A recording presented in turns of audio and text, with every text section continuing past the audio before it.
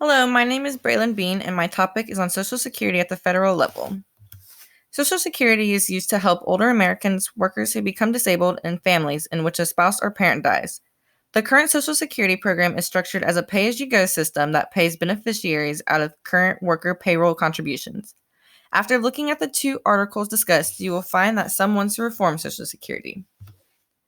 The first article was called Social Security Politics, Ideology, and Reform.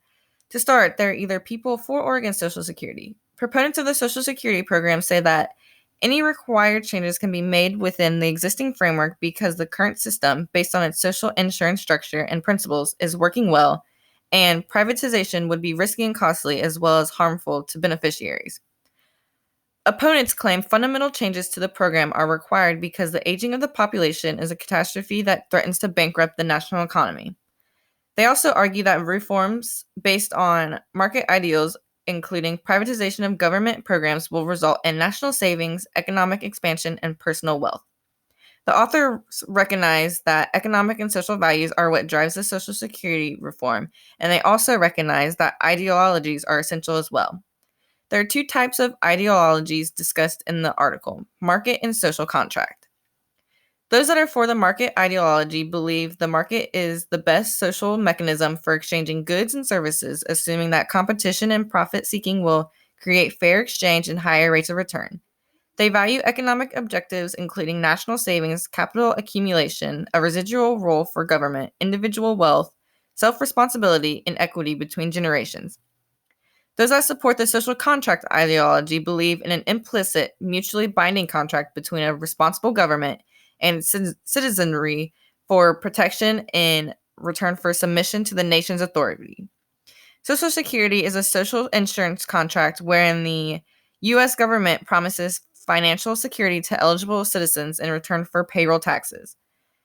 Those that support Social Security value social insurance objectives such as risk pooling, entitlement to earned benefits, intergenerational interdependence, adequacy of benefits, shared responsibility, and the responsibility and accountability of the government to its citizens. The market ideology goes against how Social Security is now, and the authors found that most conservatives' values align with this. The social contract values behind the current framework of Social Security emphasizes citizens' financial security, responsible government, and mutual protection based on shared risk and are more supported by the public, as reported in the article. The next article is called Reducing Poverty Among Older Women, Social Security Reform and Gender Equity. This article focused on elderly women and how the Social Security system is not as beneficial to them as it is to men. Social Security represents 90% to 100% of retirement income for almost 59% of women and 29% of men. Greater workforce attachment, job stability, and higher incomes are associated with a greater accumulation of retirement resources.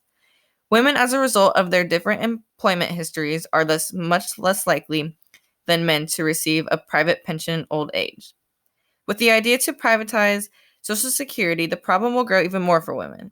Privatization reflects several values. It believes that free markets, not social insurance, are the most efficient and fair ways to distribute resources, and that employment success is rewarded, and individual responsibility and freedom of choice or risk are paramount. As low-income and part-time employees, many women would have smaller private accounts to invest. With more limited financial resources, women typically avoid higher risk investments. Therefore, their accounts would generally be lower on average. Along with this, women live longer than men, which means they could outlive all of their savings and assets. The article goes on to explain several ways to prevent poverty with Social Security. These include higher minimum Social Security benefit, increase the survivor debt for widows, and offer dependent care credits. After reading both of these articles, I think the privatization of Social Security would go against the NASW ethical principle of social workers' primary goal to help people in need and to address social problems. By privatizing, it would not take into account how it will affect women negatively. This would be unfair and would not be helping people in need. Finally, I have several questions I leave you to think about for Social Security. Should we raise the age for women when you can collect Social Security?